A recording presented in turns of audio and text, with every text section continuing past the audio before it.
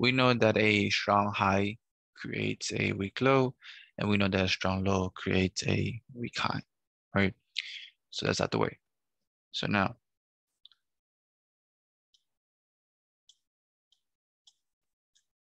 we have a strong low. We're gonna create that weak high. Push up, push down, inducement. And let's say we short right here. Right? Now understand this. There's a difference between shorting here and longing down here. And that would be pro trend or counter trend. Now, to find out if you are counter trending or pro trending, so let's say if you're in pro trend, you got to know where price is coming from, right? From a higher time frame POI, right? Where is price coming from? Did it break a high? Did it break a higher high? So obviously you're pro trend because you're looking for a new high, meaning that you're going to target the external range liquidity. If you're pro trend, your targets are external range liquidity. Overall, simple as that. If you're counter trending, and by counter trending, I mean you are taking the retracement because this is the retracement down, right? This is the push down to make it a high. If you're trading the retracement, your targets are internal range liquidity, right? There can be multiple lows in here, but the one that we're aiming for is going to be the lowest internal range liquidity. That will be your full target. You're not going to target the POI.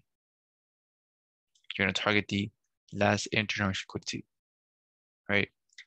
There is, again, there will be times where it might miss and go simply because, again, human error.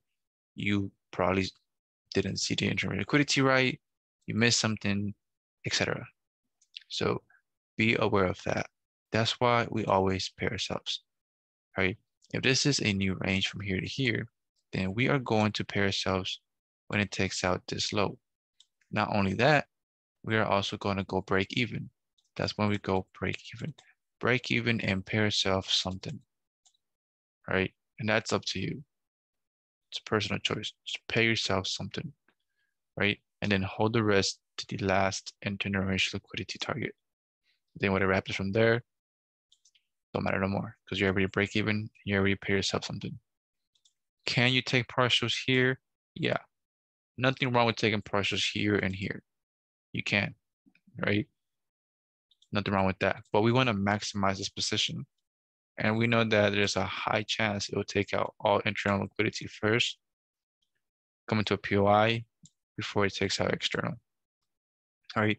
So if you're trading the retracement, you're targeting internal liquidity. It doesn't matter what range it is, whether it's a 5-minute range, 1-hour range, 4-hour range, whether it's a daily range, whichever range you're in, if you're counter trading the retracement, right? Broke structure here, retracement, you are targeting internal liquidity. If you are pro trend, you're targeting external liquidity. Simple as that, right? Doesn't matter what range it is. That'll be your overall target, right? And partials, pay yourself something at the first break, right, of that low, in this case, break of this range right here, and go break even. If you're looking for a confirmation entry, then obviously the same thing. Long right here, pay yourself right here. Pay yourself right here, and then go break even. And that's the price what needs to do to maximize your position. All right, so that's the targets. Simple as that. Don't overcomplicate it. Retracement, counter trend, internal liquidity, pro trend, external liquidity. Right? Can you take partials on pro trend? Yes, you can. You can take partials on the highs along the way. There's nothing wrong with that. You can take partials on the highs along the way. All right, but you know your overall target. Now, let's not forget about the obstacles that I mentioned in the beginning. All right. Obstacles are unmitigated strong highs inside of a range.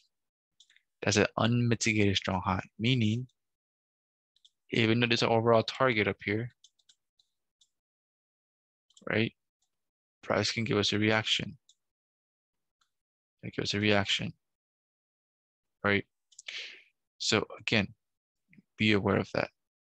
And yes, you can take a short here, but that would be counter trend, right? Then wait, what are you going to target? You're going to target the internal range of this newfound range that just formed.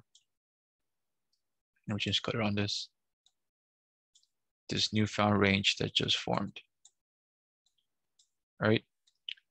And then the overall target is still this. Nothing has changed. Okay.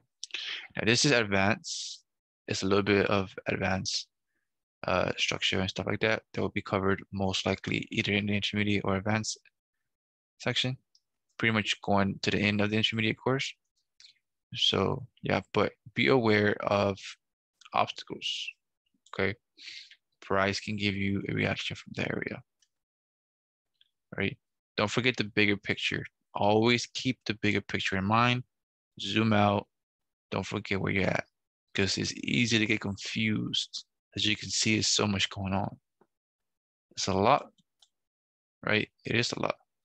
But with time, it'll become simple and you'll be able to understand and build that confidence to be able to execute counter trend moves and pro trend moves. Okay. So now let's go into stop loss placement. We already know the stop loss placement for a direct entry, so we don't gotta talk about that. But if you're looking for a confirmation entry, let's say POI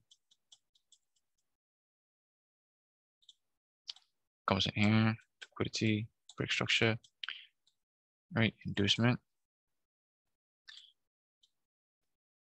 POI right there, and you're looking to go long right here, right?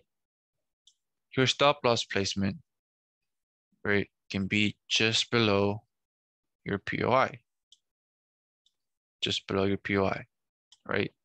So if you have an order block, let's say you have an order block, you're looking to go long here, your stop loss can go just below that block and you'll be okay, right? But I also have another stop loss placement option, which is what I call a safe stop, a safe stop loss, right? And your safe stop loss will always be below a strong low or a strong high, right? Because the understanding of that, or my understanding of that, is that a strong low and a strong high, or a protected low or protected high is another word, right? Price should not go below it.